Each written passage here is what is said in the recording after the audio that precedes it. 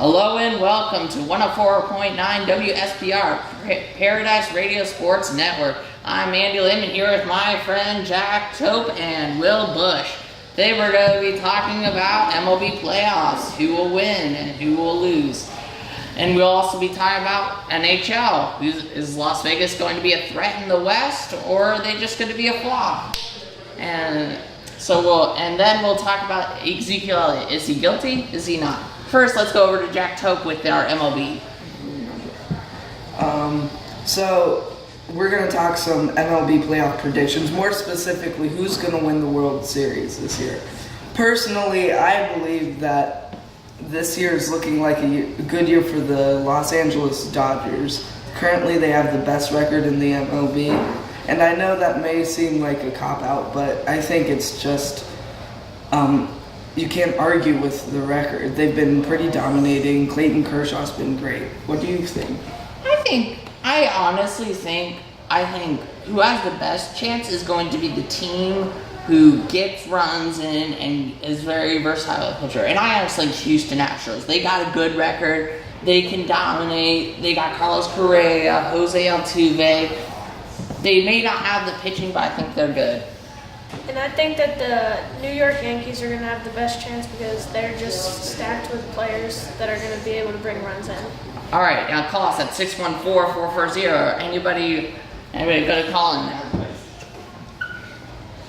So MLB is going to be a fun season, it looks like. Definitely, it's just going to be quite interesting. Yeah, coming off the All-Star break. Oh, we got a caller here from Memphis, Tennessee. You're on the line.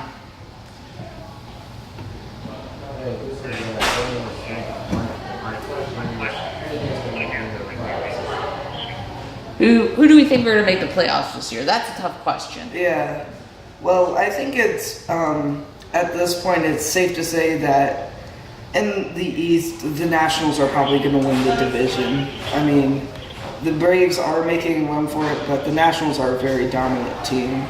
Yeah, I agree with you on the East. But I also think another team, like you said, I think the finals for the Nationals going to be LA Nationals, and then for the East it's probably going to be either New York or Cleveland versus Houston. Houston will obviously get over that. Yeah, that sounds about right.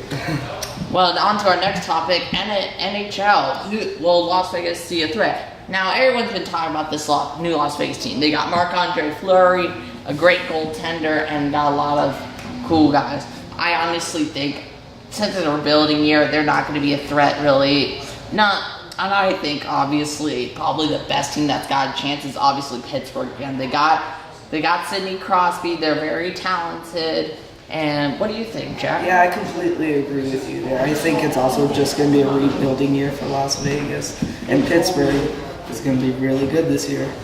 I also think Pittsburgh has the best chance, considering that they won last year by 2 games. It just seems that they have the best chance of winning. All right, now on final. Ezekiel Elliott, guilty or not? And let's hand it over to Will Bush. So last night, it was alleged that Ezekiel Elliott was in a bar incident. Any thoughts about how this could impact his career? I don't think it will. I think it was just a little flash, like just some hot take news. I mean, it's just really, I don't think it's going to be major. Yeah, and he's still young, so he still has a lot of time left in his career to fix stuff like this. All right, I'm Andy Lehman with Jack Tope and Will Bush, and this has been 104.9 WSPR Amateur Hour at Paradise Radio Network. Thank you for tuning in, and good night. Welcome to 94.3 The Talk, and this is Daily Diamond. I'm Dylan Goldman alongside my co-hosts Alvin Wright and Will Hutchinson.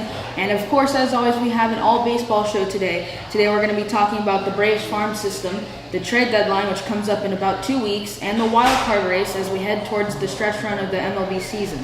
If you'd like to call into the show, please call 678-297-8324. Again, that's 678-297-8324. So let's get this started. First, let's talk about the Braves farm system. The Braves come into today only 1 game under 500 as they continue a series with the Chicago Cubs. And even though they are in the wild card race, they still have one of the best farm systems in baseball, which most certainly sets them up for the future. So, Will, why don't you tell me a little bit about this farm system? Yeah, so like you said, the Braves are at 1 game below 500 right now, so they're a middling team, but they got good major league talent, and their farm system is incredible. Keith Law ranked it as the #1 farm system in baseball. One of the things I really like is how they build up depth with their young pitchers, and 2 guys I like specifically are Colby Allard and Mike Sirocco. Colby Allard is a big lefty out of high school. He's got a big frame, still got more weight to add, throws about mid-90s with a big Clayton Kershaw-esque breaking ball. And Mike Sirocco has got great control, big breaking stuff, and he throws mid-90s. I love these guys. Alden, what about you? I also like the pitching, but I would like to mention 2 19-year-old studs tearing it up in AAA Gwinnett this year, Ronald Acuna and Ozzie Albies. You can expect Ozzie Albies to debut in August. All right, so we've got the Braves farm system. They're one of the best in baseball. Let's move over to the trade deadline. That, of course, is coming up in a couple of weeks, and we've already seen some deals. Jose Quintana being dealt to the Cubs, and Sean Doolittle and Ryan Matson being traded to the Nationals. Alden, I'll start with you. Who do you think are a couple players we could see moved at the deadline in a couple of weeks? I can see Matt Adams and Jaime Garcia from the Braves being traded for more prospects to strengthen the Braves farm system. We've got a caller, James from Atlanta. Hey guys, do you think the Braves are going to be buyers or sellers at the deadline? I would say the Braves are going to be sellers. They've got too much veteran talent to unload right now, and they've got a lot of prospects here that they need to bring up soon. I agree. And I want to mention this is pretty significant for the trade deadline. Marlins third baseman Martin Prado won the DL for the 3rd time this season, and I think that's important for teams like the Red Sox and Yankees who are really lacking at third base, and that's someone that's off the market. But are there any other third basemen, Will, that you could see being moved? Yeah, I can really see Josh Donaldson being a guy that's moved. He's a veteran player, he's won an MVP in the past, and he's a really good player. And the Blue Jays are really not having the season they expected right now, so Josh Donaldson is a guy that could be moved to a contender. All right, let's move to our final topic of the day, and it is the wild card race. The races are heating up in both leagues as we head towards the stretch run of the season. Will, who do you see making the wild card for the AL? For the AL, I can see Tampa Bay making it. Tampa Bay's got great stuff going. They've got a young team, Logan Morrison and Corey Dickerson, 2 guys that have really stepped it up at the plate this year, and Chris Archer's a great young pitcher. And I can also see the Angels making it, with Mike Trout coming back from the DL. Alden, who do you have making it in the NL? I like the Rays too with those names, Corey Dickerson and Logan Morrison, both with over 20 home runs, and Chris Archer. He's been pitching great this year. I also see the New York Yankees with big names such as Aaron Judge and Gary Sanchez, that's a stacked middle of the order right there. All right, that'll wrap it up for our show today. For my co-hosts Alden Wright and Will Hutchinson, this is Daily Diamond. I'm Dylan Goldman. Good night. Hello and welcome to NBA ATL. Here your hostess today is Daniel Smith with my good friends Justin Eisenberg and Brian Ulach. I hear 92.9. So we have 3 topics today. The first one is LeBron truly the GOAT? The second one is, will the Falcons bounce back? And the third topic is, how are the Hawks going to be this next season? So, Daniel, what is your opinion on LeBron? Do you think he's the GOAT, or what's your opinion? I think he's definitely the GOAT because LeBron's been in the league for like 14 years now. I think Michael Jordan, is definitely better than him. That's he won 3 more than he has. So you said Michael Jordan's better than him, right? Yes. Well, I mean, yes, rings have a good amount to do with, how people rate players, but I personally believe that LeBron is better because I think, he has more rebounds, he has more assists, he's a better all-around player. Michael Jordan could just score. He had one of the best three-point shooters, Steve Kerr. He had one of the best rebounders, Dennis Rodman. He had Scottie Pippen. So his team was just as stacked as LeBron's. I don't understand why everybody's like, oh, well, LeBron's team is better. It's not really true. What do you think, Brian? Michael Jordan is definitely better because he has more rings. LeBron has 3 rings, but keep in mind he's also lost more championships. Michael Jordan didn't lose any championships, and Michael Jordan was definitely a better shooter all around, and had better teammates around him too. Okay. So Michael Jordan is definitely better than LeBron. Okay, so for our second topic, we're talking about the Hawks. Will they go on? How do you think their next season's going to be? And we're taking callers. Our number is 901-849-7311. So, what do you guys think the Hawks are going to do this year? Do you think it'll be better or worse than last year? Well, I think the Hawks definitely have a better chance than last year than losing to the Wizards in the first round. They definitely have Dennis Schroeder and Kent Bazemore back, but they need a power forward and a muscle center to get them rebounds. So if they can do that, then it might be a solid team this year. All right, well, we have a caller from Atlanta who would like to voice his opinion. Oh, yes. I need to ask you, do you think Atlanta Hawks will go over or under 500 without Dwight Howard this year? I think it'll definitely be a challenge for them to go over 500 because they were just barely over 500 last season, and losing one of their better players, it definitely will be tougher for them this year, definitely. So I don't think they go over 500. Yeah, I agree with Brian. I think that because the Hawks lost, an all-star power forward, Paul Millsap, and also a great young talent player, Tim Hardaway Jr., I think that this is going to hurt them. I don't think they're necessarily in the rebuilding process because they still have good players. I think the Hawks won't go on 500, but definitely still make the playoffs. All right, that's all for our show. Hello, welcome to Dynasty Sports Network Show on 106.5 DSN. I'm Harrison Larner along with Brandon Martin and Drew Galloway. Today we'll be talking about our NBA Rookie of the Year prediction as well as our Dream Sports interview. To call, please call 785-430-7438. So what are you guys thinking about the NBA Rookie of the Year? Well, I love Markelle Fultz. I know that he got hurt in Summer League, but he'll be back by preseason and he'll be ready to go. The Sixers picked him number one for a reason. He could be a legit star in this league, and he has James Harden comparisons. Not so fast. Watch European prospect Milos Teodosic from Fenerbahce come in, play point guard. He could start for Clippers. Some NBA player, I forget who, said he should be coming over to the NBA a long time ago. Talented passer. Some people might think he's the best passer in the league immediately. But not so fast, Harrison, because the Clippers also have star defensive point guard Patrick Beverley, who may take some of his playing time. Personally, if you ask me, I think the Rookie of the Year prediction will be Dennis Smith Jr. Immediately, Smith Jr. has drawn comparisons to Steve Francis of the Houston Rockets for his ability to dunk all over people. He's a great point guard, great passing vision, and a lot of hidden talents as well. Do you think Dennis Smith Jr. is has too much Summer League hype to be good in the NBA for real though? Are you a Summer League hype beast? I'm not, but Dennis Smith Jr. was awesome at NC State, and he's overall just a great point guard, and he's pretty good at slanging something, I've heard. I don't think Dennis Smith will be healthy enough this year. He did tear his ACL. Are you commenting on someone's health like you're some expert? Yes, I'm an expert in the field of health. I've been told Mark Cuban says they will work with him on his landing techniques after dunk. Yes, confirmed it. If you want to contact Mark Cuban, it's mcuban@gmail.com. But next topic today, who is your guys' dream interview? Mine, easily, Jared Cook. He's been my favorite player for a very long time, and I promise you very soon I'll get an interview with him. I'd love to interview Manny Ramirez, assuming he's in his English-speaking mode. Sometimes he says he forgets how to speak English, but when he does speak English, I would love to ask him so many questions. He's one of the most iconic Boston Red Sox players of all time, whether it be the hair that catches or, sometimes just flipping his helmet off or at other people. Man Ram was a fantastic player.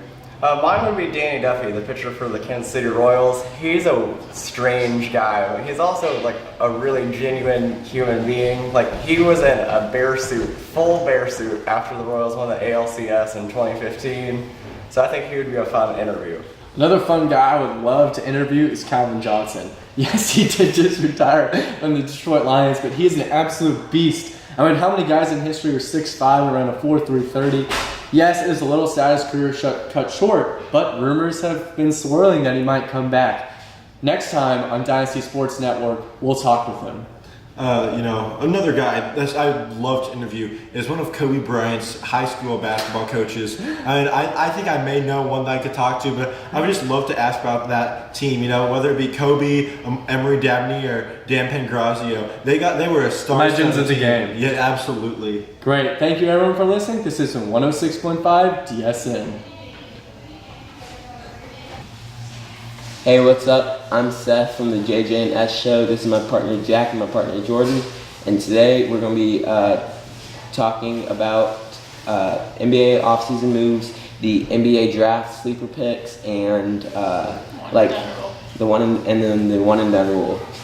So this is 903 FM, and yeah. Welcome to the show. So the number to call in is 770-433-9649. We can talk about anything. Personally, I think the best off-season move, free agency or trades, is Paul George to the Thunder. Jordan, what do you think? I think Paul George to the Thunder would be nice because Russell Westbrook had to do triple doubles almost every game to make sure that his team makes the playoffs. So Paul George can take some pressure off Russell Westbrook. Most definitely. What about you? What do you think the best move is? I don't know. It's a good trade for Oklahoma City, definitely, because they don't give up that many assets. But if Paul George doesn't win now, he's moving away from Oklahoma City, and that's something you have to keep in mind. Most definitely. So then the one and done rule. What do you guys think on that? I think it's a bad experience for both the NBA and the guys still young and ready to get into the league. You have so little experience coming into the game, and you just can't really tell for sure who these guys are because they only play a limited amount of action. Jordan? I think the same as Jack. Yeah, so I think the one and done rule is awful, and we have a caller. Hey guys, this is James from South Carolina. Jimmy Butler got traded from Chicago to the Timberwolves this past offseason. What do you guys think about that? I think it's one of the most fantastic moves on the Timberwolves' part. On the Bulls, not so much. I don't think that'd be a smart move to trade away your star player to a team that A, is struggling, and B, really didn't get that much for him. So it's really a thoughtless move on the Bulls' part. I think Minnesota's going to be a team to watch because for years they've been struggling with key assets that they've had, a big man in Karl Anthony Towns, a guard/forward in Andrew Wiggins. They just haven't been able to get it done. But Jimmy Butler maybe is the piece that they need to move forward. Jordan? I think the Bulls won this trade because they've been trying for years to add another piece to help Jimmy Butler, and they couldn't do it. So they had to restart and rebuild. So they had nice young pieces in Chris Dunn and Zach LaVine, who were young, and then they traded for the 7th overall pick, and they got a good player.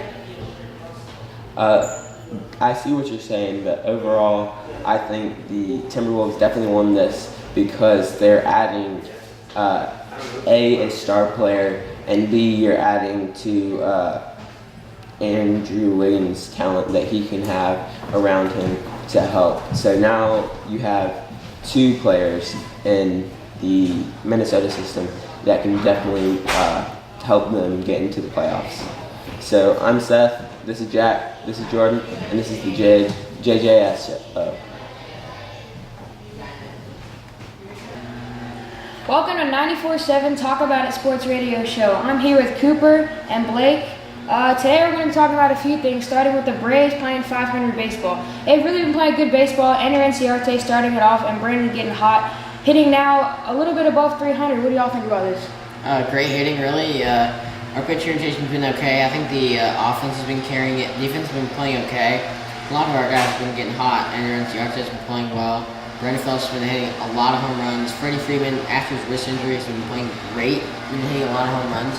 If they can keep it up and our pitching rotation can just get a little bit better, I think we can make a run for the wild card. It's not much of the starting rotation, it's more the bullpen. The bullpen's really the issue. If they can get people in free agency, that would be a big thing if they really want to make a run for the wild card. What do you think, Blake? I definitely think once the roster, once AAA and AA season ends and they're able to go up to 40 men, the way that the Braves keep sending people up and down, back and forth, it shows that they have a lot of power.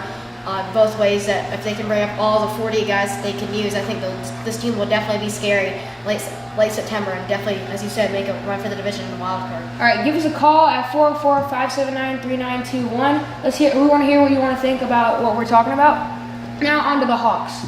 John Collins, big headliner. He is playing out of his mind in the Summer League, now making Summer League all-first team. He's unreal. What do y'all think? Great player, averaged like 16 points a game around there. He's been playing a lot of games. He's been driving the hole. He's not scared to do that. He's been shooting from everywhere. He's been shooting in everybody's face. He's been dunking on people. He really deserves it. He's really good talent. A good snag in the mid to late first round. I think a lot of people slept on him. I mean, he's been great in college, and he's showing that in the NBA and Summer League he's been playing great. But Summer League, only a handful of guys are gonna make the NBA. But if he can make the NBA and make a statement early, he might be a good one. Again, give us a call at 404-579-3921. What do you think, Blake? And we have a caller, James from Savannah. Hey guys, you're talking about John Collins. Do you think he's good enough to win Rookie of the Year? I don't know. We can't quite tell it out of him yet. Again, the Summer League, not everybody makes it to the NBA, so you can't really tell where people are going to play in the whole 82-game season. And we will see if he can really play to his full potential as he's been showing in the Summer League. Thank you for the call, James. Yeah, as going back to his stats, he has around 59% field goal percentage. As Cooper said, he's averaging 16 points a game, and he looks like he might be in the starting rotation to start the season. Thank you. Now on to the Atlanta United. First season in existence. They're making a good playoff run, 6th in the East. What do you think about this? Well, they leased the right players, and they played really well this season. If some of the calls that we've been held against, like red cards, like they really cost us, where we could have won the game or at least tied. We've lost in late game situations, but for a first-year team, they look really good. They're on the border for the playoffs, which it's tough to make the playoffs in MLS anyways, especially as a first-year team.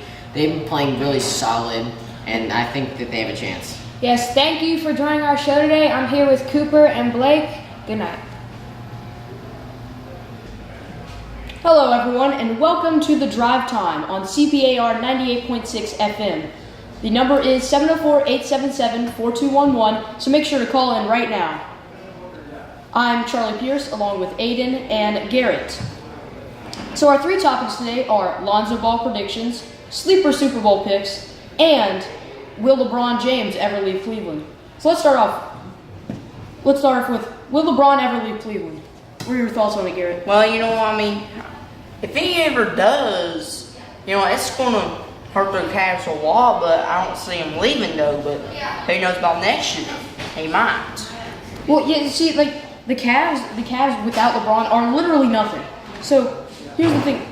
The Warriors are a super team. The NBA is now just a bunch of super teams winning championships. The last team that was not a super team was the 2011 Mavericks. And then after that, there's you got to go back to the 95 Rockets. And so the NBA is just a bunch of super teams now. And LeBron will probably not be able to get past the Warriors unless he puts on some Herculean performance in the next finals. He had 41, he averaged a triple-double in the finals, and they still lost in 5 games. That shows how stacked the Warriors are. I have to agree with Garrett, though. I don't really see him leaving the Cavs because the East is just so much weaker than the West. I know he could leave for an East team, though. But there aren't really any destinations. It may be New York Knicks. Maybe they could form up a super team. They have cap space. The New York Knicks? They have terrible management. Well, they got rid of it. They might be able to convince some people to get rid of Phil Jackson. That they're a good destination for That's free probably agents. the best thing they've done. Get rid of Phil Jackson. Now, if LeBron can want to go anywhere, it might be the Lakers. The thing is, I don't think that would be good for his legacy, though. LeBron will leave if they do not win this year. This is the most important year for LeBron. This next year, if they win the championship, he is staying in Cleveland. There's no ifs, buts about it. There's nothing that's gonna stop him from staying in Cleveland. But if they lose this year, let's say in 5 games, maybe even 4 games, he will leave Cleveland, I think, because to San Antonio has a history of winning with Greg Popovich, and they always have a chance to win the championship every single year. So I think LeBron will leave, but this year, if they win the championship, he's staying. If they lose, he's leaving.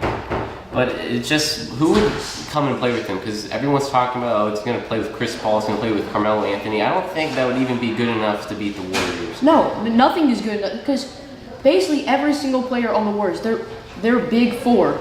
They're all in their primes. It's not like they're past their prime. Yeah. Thing is, the Shaq and Kobe Lakers, they had Karl Malone and Gary Payton for that 2004 season that the Pistons beat them in a shocker 5-game series.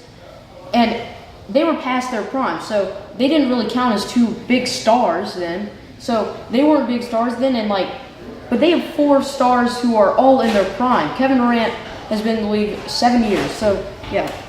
Let's continue on to sleeper Super Bowl picks. What do you think, AD? I think it's really incredible how much parity there is in the league this year. You see most wins predicted, like everyone's hovering around 7, 8, 9 wins. There's no real standout teams. But I think if there is a team to make the jump to the playoffs, it would probably be San Diego Chargers. They've always had a really steady QB in Phillip Rivers, and I think he can get back to the playoffs again and lead the team. I don't think the Chargers might not do it, but my sleeper pick might be the Tennessee Titans. I mean, if you look at what the Titans done to draft, getting Corey Davis, who was an awesome wide receiver at Western Michigan. Then they got them signing a year with Eric Decker, and Decker was really good in 2015. And okay, we have a caller now from Augusta. Hey guys, I think the Jacksonville Jaguars have a good chance to make the Super Bowl. What do you think? Jacksonville Jaguars. I don't know. They don't really have a good quarterback. Blake Bortles is just not very consistent. You've heard rumors that they want to get him out, maybe start over. I mean, they did draft Leonard Fournette, but I don't really think that he can do enough to carry the offense. And their defense was not stellar enough to really impact the game enough where they can just... Well, even though they did get good players like you said in the draft, how they got D.D. Westbrook from Oklahoma, who's a really good receiver. Well, I think with the Jaguars, to keep trying to decide if they're going to be a mediocre team, get 7 to 8 wins every single season, or if they're going to just go complete rebuild and work their way up to a championship. So I think my sleeper pick is Oakland next year. Oakland with Marshawn Lynch, they're like a sleeper pick for me to win the Super Bowl. Yeah, and even though I'm from Charlotte, I'm saying the Panthers I think are a sleeper pick as well. They won 15 and 1 and 2 seasons ago, and they just had a down season this year and can get back to the Super Bowl this year, I think. So I guess we're off to our next topic. So Lonzo Ball predictions. Garrett, what do you think about that? Well, I think he'll be a good player, but I don't see him leading the Lakers in the playoffs. Of course, you got him winning the Summer League MVP. Of course, they won the finale against the Trailblazers, but that's the Summer League. It's not the real league. I know, he did. His numbers were actually crazy in the Summer League, and these are NBA talents. Say you took a Summer League team and put them in college basketball, they would win the championship. That's the thing. So I feel like Lonzo Ball would be a great player in the NBA.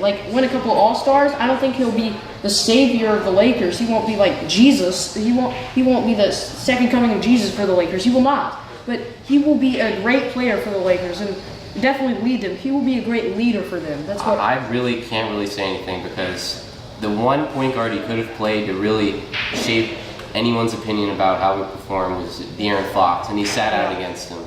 And everyone else he played, they're no names, it doesn't really give a good sample of what he can do. So you just really have to wait and see. But if he does bust, I think it'll just be a total disaster for the Ball family. Would anyone even draft his other brothers? Yeah, just because of his dad. They would just think it's all overhyped nonsense, and it would be a complete catastrophe for them. Well, thank you for watching the Drive Time. Thank you for watching our show. Make sure to tune in tomorrow for our next show, and good night. Hello and welcome to the EJT show on 104.9 WSPR Paradise Sports Network. You can give us a call at 706-283-2513. I'm here with Jeremiah Hurst and Taryn Brown. The name is Eric Ellison. Alright, so today we're going to talk about some ACC, some NBA offseason, and some Summer League. We're going to start it off with the ACC. Got Florida State winning. No, I don't have Florida State winning. I have Florida State losing. I'm not buying the hype for Florida State. Their offensive line is just too questionable to me. And DeAndre Francois, that might be a great quarterback. He can be as great as ever, but I don't think you can play good quarterback when you're on your rear end for over half the football game. So what do you guys think about that? No, not really. I mean, their defense is capable of carrying them through the season. So.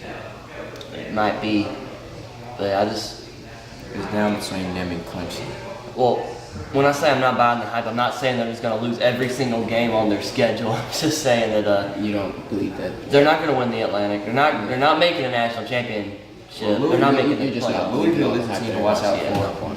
Huh? Louisville is a team to watch out for. Their offensive line is questionable too to me. But they have Lamar Jackson. Lamar Jackson. That is a guy that does make all the difference in the world. The Heisman Trophy winner, honestly don't think he should have won the Heisman, although he was fairly deserving. Deshaun Watson should have won it. But, so we're going to move on now to the NBA offseason. Summer League. Now, Summer League has been very interesting. Summer League. Lonzo Ball, of course, all the hype that's around him. He's brought a lot of attention to the Summer League. He got all the Markelle Fultz, De'Aaron Fox, Jason Tatum, who else is there? Dennis Smith, all of them. But no, it's been very interesting. Lonzo Ball just won Summer League MVP. Lakers just won the Summer League Finals, so it's been very interesting. But, there's been a lot of injuries with all this rookies and players in the Summer League.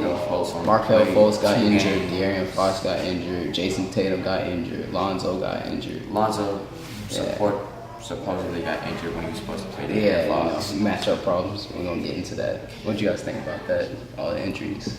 The injuries, man. I don't have a whole lot of speculation on the injuries, but them shoes though. The shoes.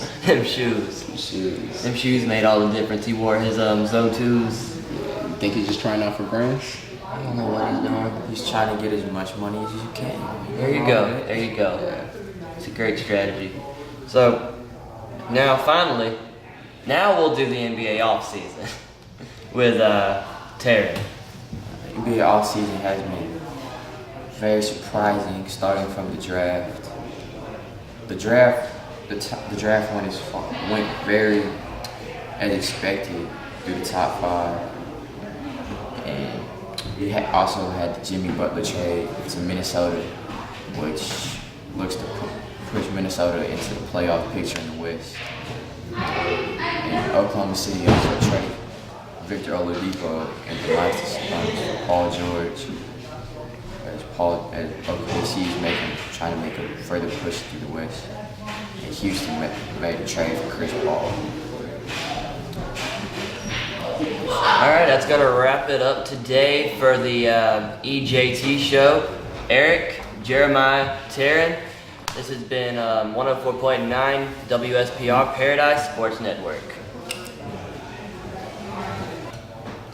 Hello, this is Justice's Courtroom with Evan Osherwitz, Hair6, and your host, Justice Skinner. And so our first topic today is college football. Who do you think is the most underrated team? My most underrated team, or my sleeper, hurts me to say this, but the Florida Gators. They now have a quarterback with Malik Zaire. They, of course, returned a great defense, premiered by a great corner, Zach Dawson. They have a great front seven. Antonio Callaway leads a great receiving core. They have great running backs as well.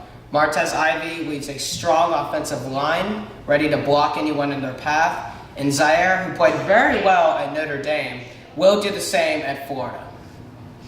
What do you have, Evan? Well, I'm not venturing too far from Gainesville. I'm staying in the Sunshine State, but I'm going with the South Florida Bulls under new head coach Charlie Strong. I'm a diehard SMU Mustangs fan, so I encounter this team on a yearly basis, and they never cease to amaze me with how efficient they are offensively. Quentin Flowers is a great dual-threat quarterback, and I think that with Charlie Strong's offensive ingenuity, he's going to be able to pioneer them to the next level, because they were very, very close to winning that conference last year. They finished 10-2 under Willie Taggart, who's a great head coach too. Oregon could potentially do big things as well under him. But I think that Charlie Strong is the X factor that the Bulls need to advance to the next level. And for me, I'm sort of divided on this. I think Miami will come out of the worst half of the ACC, but probably where it's surprisingly, people ranking, I believe Oklahoma State is obviously the best Big 12 team there is. Their offense is always automatic. Their quarterback is great. I mean, they throw it and they make it. The yards just going to pile up, and I think they'll overwhelm their opponents. Now, Harris, who do you think's the most overrated college football team? My most overrated is the Oklahoma Sooners. Now, they lose a lot of their defense. They do, however, return Jordan Thomas at the cornerback position. They lose their running backs in Mixon and Perrine, who were huge in their offensive game plan. They lose their main receiver, D.D. Westbrook, who was a Heisman candidate. Baker Mayfield returns, but not really much proponents to throw to, and not much running backs to help him, or a good offensive line. Their defense, as I said, is lacking as well. He's going to need some help if Oklahoma wants to be a playoff contender. And what do you think about Evan? As much as I would like to knock on Sam Darnold, I have to go with the LSU Tigers because year after year, they're preseason favorites, but their failure to develop a solid quarterback who can actually throw the football and their inability to actually win important games within the SEC makes them a continual disappointment year after year. No matter who their head coach is, I don't care if it's Nick Saban, Les Miles, or Ed Orgeron, LSU is a perpetual disappointment in the SEC, and I think that they will continue to be so this season. Well, and then also the SEC West is just hardcore. I mean, you really have to have a good team, veterans, which LSU always loses underclassmen every single year. But for me, I'm going to piggyback on Oklahoma. Just their team, that they lost so much. DD was a huge part of that, and then they lost their top 2 running backs. And now, what do you think is the biggest NBA free agency move? I believe Jimmy Butler going to Minnesota just because they were not in the playoffs, not in the playoff picture, and now they're definitely probably in the bottom half of the West with improving young players and Andrew Wiggins and Cat. But what do you think, Harris? I'm going to talk about the other end of that trade and say the Chicago Bulls. Now, losing Jimmy Butler, you can at least get some cornerstone to rebuild from, but you don't.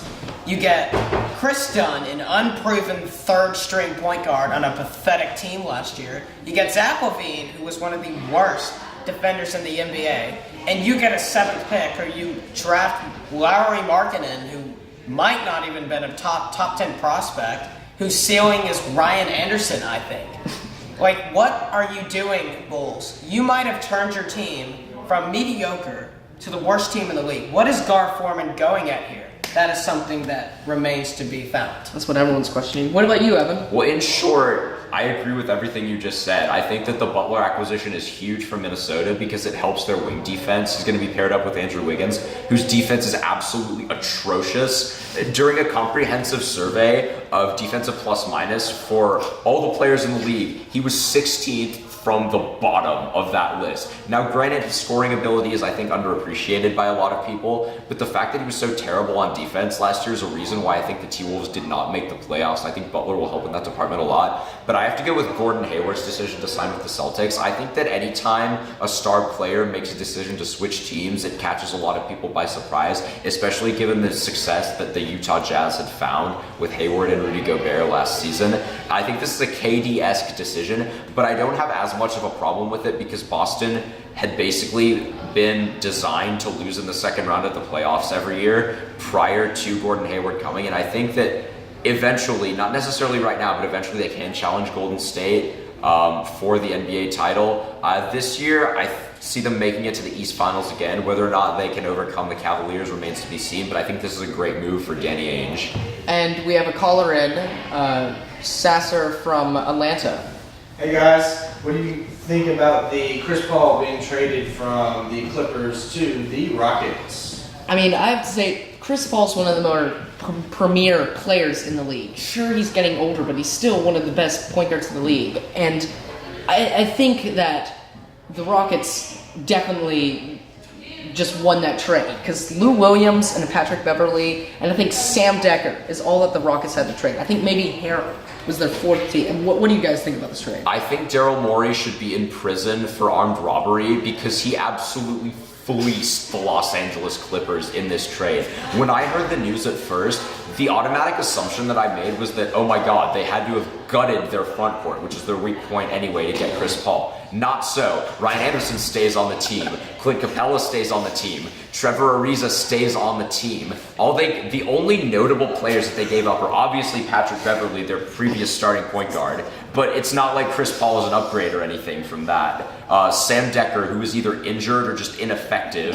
Montrezl Harrell, who spent the majority of his time in the D-League. Nene stays on the team too, who was better than Harrell in my book anyway. And then some career bench players like Darren Hilliard and some such. So obviously the Rockets won this deal by a landslide. Now, clearly Houston won this deal, and what I was shocked, adding to your point, is Houston didn't give up any key players. Ariza, they kept him. Anderson, they kept him. They kept Capella. They kept Eric Gordon, the sixth man of the year, who led in three-point makes.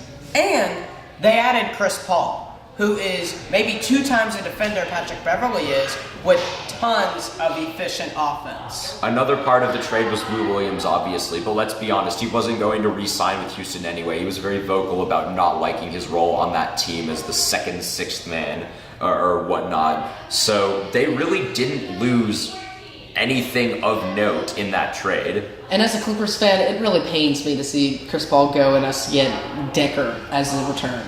But on to our next subject, NFL Fantasy Bust. Who do you guys have? I have Jay Ajayi. The Miami Dolphins offensive line has struggled for years, and they did not improve it this offseason. Ajayi had some games, those 200-yard games were undeniable, but do you really think that he could get some 200-yard games again? I mean, I don't think so. And with that offensive line, they're tough to come. I have Ajayi. I mean, he's a great player. He can break tackles. He's elusive, but he's got nowhere to go with no blockers. And for me, I have Brandon Cooks. Now, Tom Brady's the offense. It was already rolling, but Rob Grant wasn't there for a lot of the year. But I mean, Chris Hogan, Danny Amendola, Julia Edelman, Malcolm Mitchell, even.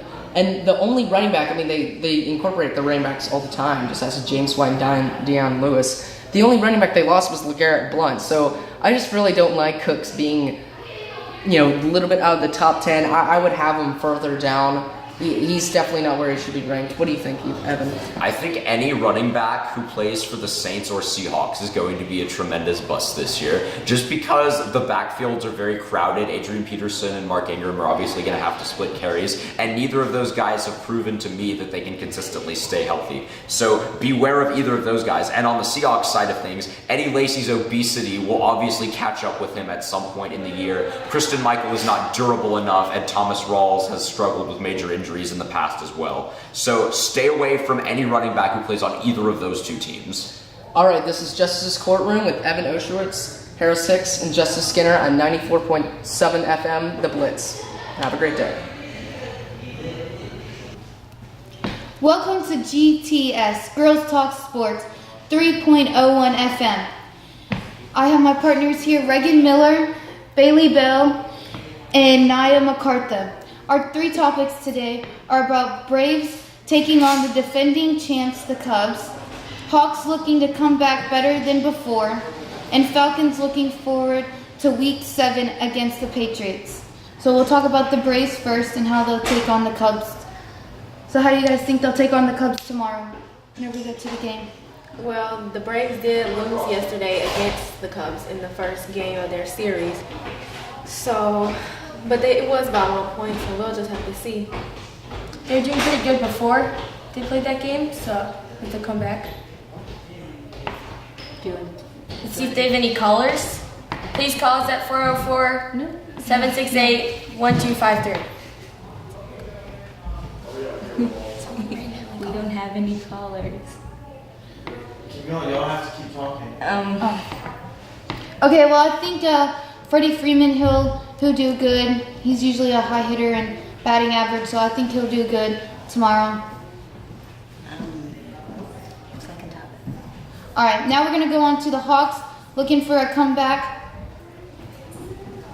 I don't think, because they gave away some of their best players, so how are they going to be able to, maybe as they keep going, they'll build up, but for right now, they're not going to have a good season because they gave away some of their best players. Yeah, we're not going to be good as how we were the last 3 years. Now that we have a new general manager and he's trying to reconstruct the team, so I don't think it's going to be as good Let's go for it. Oh, we have a caller. We have James from Nashville. Hey ladies, this is James. The new rookie pick, John Collins, how do you think he's going to play this season? Well, I think John Collins is doing pretty good right